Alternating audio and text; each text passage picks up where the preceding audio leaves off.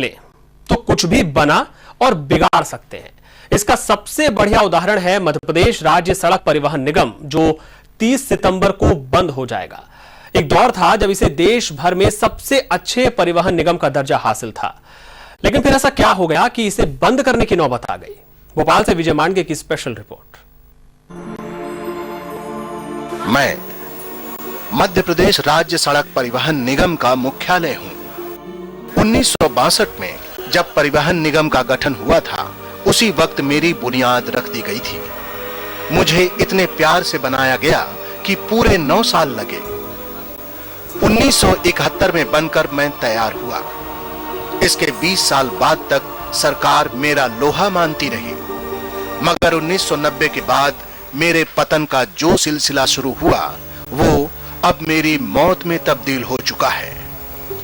उन्होंने मेरी मौत की तारीख भी तय कर दी है, 30 सितंबर 2010। मौत नजदीक है, इसलिए अच्छा वक्त याद करने का बहुत मन कर रहा है। मेरे यहां 18,000 कर्मचारी हुआ करते थे। 11 संभाग में मेरा राज चलता था। मेरे 53 डिपो हुआ करते थे, जहां मेरी 3,600 बसों का मेंटेनेंस हुआ करता था। कर्मचारी भी इतने खुश रहते थे कि पूछो मत। सबसे अच्छी हालत राज्य परिवहन की थी, हर डिपार्टमेंट से। मतलब ये कहा जाए कि रोज आने वाली आय सबसे अच्छी राज्य परिवहन की होती थी।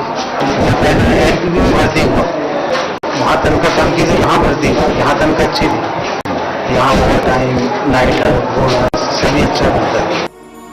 मेरा इतना बड़ा परिवार था, सब कुछ अच्छा चल रहा था, फिर आज मैं मौत की दहलीज पर क्यों हूं? इसका जवाब भी मैं ही आपको दूंगा, क्योंकि मेरे ही दफ्तर में बैठकर नीति निर्धारकों ने मुझे कब्र में दफनाने की जो चाल चली, उसका गवाह मुझसे बेहतर भला और कौन हो सकता है।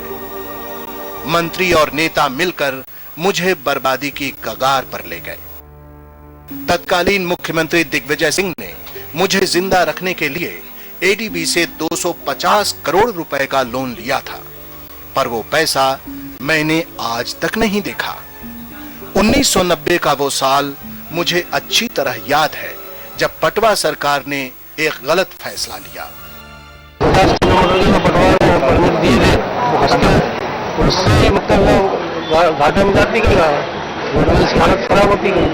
मंत्रियों का साथ आईएएस अफसरों ने क्या खूब दिया। मैं ऐसे 3 लोगों के नाम लेना चाहता हूं, जो मेरे पतन का कारण बने। आईएएस अधिकारी भागीरथ प्रसाद। प्रसाद साहब ने जब मेरा जिम्मा लिया, तब तक परिवहन माफिया मुझ पर हावी हो चुका था।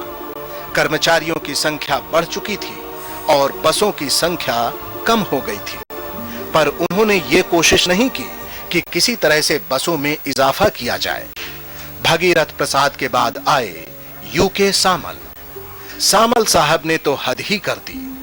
मेरे राज्य में 4 फैक्ट्री थी, जहां अच्छी बसों का निर्माण होता था, पर सामल साहब ने बसों की बॉडी बनाने के लिए गोवा की प्राइवेट कंपनी को ठेका दे दिया, जिसमें करोड़ों रुपए बेवजह खर्च हो गए।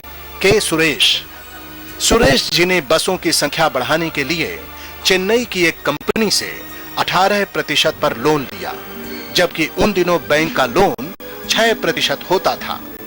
उस वक्त प्राइवेट कंपनी का तुर्रा ये कि अगर वक्त पर किस्त नहीं मिली तो 56% के हिसाब से ब्याज चुकाना होगा, जो मैं आज तक नहीं दे पाया हूं।